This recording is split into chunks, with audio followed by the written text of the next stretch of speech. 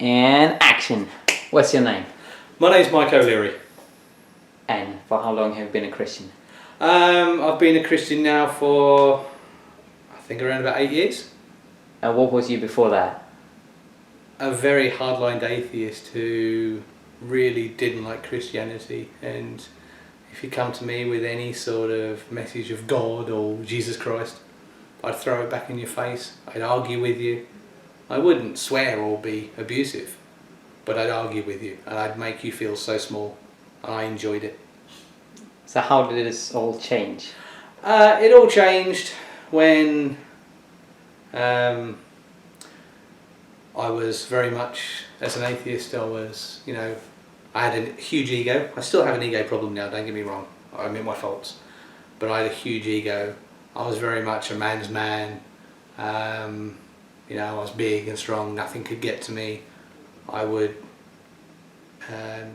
do what I could to get what I needed. And I didn't matter who I walked on. I'd do it to get what I got. And I made some wrong decisions in my life, and I lost my job. My wife and I had an argument over it, as we would, because I was the only breadwinner in the family to put food on my family's table, and it was from there. My wife sat in the living room in front of the computer after our argument, and I walked out to the back garden because I like my garden, I like my fresh air. So I went out into the back garden and I didn't know what to do or anything like that, and I'd really hit a low point. And it was more of, I just stood there in the garden looking really into the sky, not for anything. And I just thought, what have I done? I've not just dragged myself down, I've dragged my family down. And I just stood there. I don't know how long I was in the garden for. And I heard this voice saying, "Follow me." And I just thought it was people walking past and families walking past over the fence. And I looked around, I couldn't see anybody, and I thought, okay, fine, fair enough, it's just me hearing things.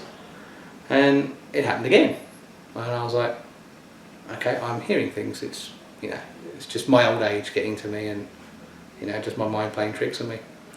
And I thought, nah, these Christian people, they tell you about hearing things from God and God speaking to you, and I thought, nah, God won't speak to me.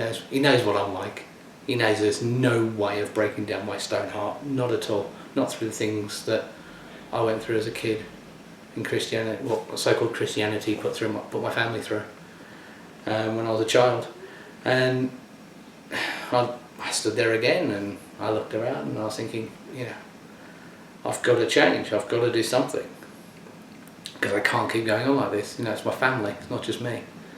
And I heard a voice for the third time, and it said, if you want to change your life, follow me. And I thought, once is my mind, twice is playing tricks, 3 times there's got to be something in it. And I thought, okay, I wasn't really convinced it was God, because I thought, but I'm willing to take a chance. So I walked back into back room of my house. I walked into my wife who was getting up to walk towards me, and I basically told her, I said, look, sit down, shut up, and listen, I've got something to tell you. I said, so I'm going to become a Christian. I'm going to start reading the Bible, I'm going to start praying, and I want to find out more. I want to change my life. I want to become a better person, because there's got to be more to life than this. And after the one and only time I've told my wife to shut up and listen, she basically turned around to me and said, God spoke to me too. In a different way, not an audible voice, but God spoken to her saying, come and follow me. And that was 8 years ago, and from there we've really just decided to put our feet on the ground and run from there as a family and as a couple. And we were baptised, I think 2 years later, on the Easter Sunday, together, one after another, in the church we're now in Wolverhampton. So that's basically it for my testimony of how I came to be where I am now. Amen.